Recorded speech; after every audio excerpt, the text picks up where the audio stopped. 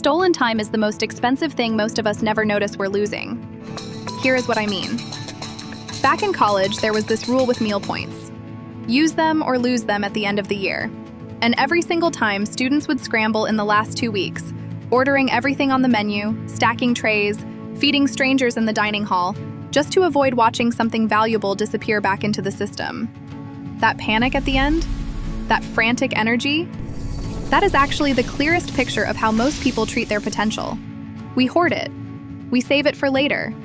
We tell ourselves the right moment is coming, and then life hits a deadline we did not see, and everything we were saving gets taken back. There is this old idea that love, ambition, creativity, whatever matters most, will eventually yield to business if it is never acted on, meaning the things we feel deeply but never move on will quietly get replaced by whatever is most urgent, most practical, most safe. The people who seem to have it figured out are not smarter.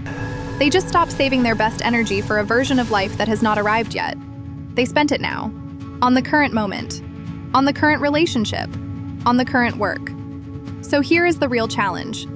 Think about one thing being saved for the right time. One dream, one conversation, one creative idea sitting in a mental waiting room. What if the deadline is closer than it seems?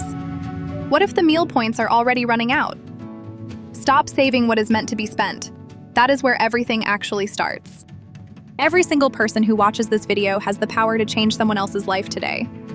Subscribing to Infinity Quantum takes 1 second, but creates a ripple that reaches people across the entire world. Hit like, share this with someone who needs it, and drop your location in the comments because seeing where our community reaches genuinely excites us.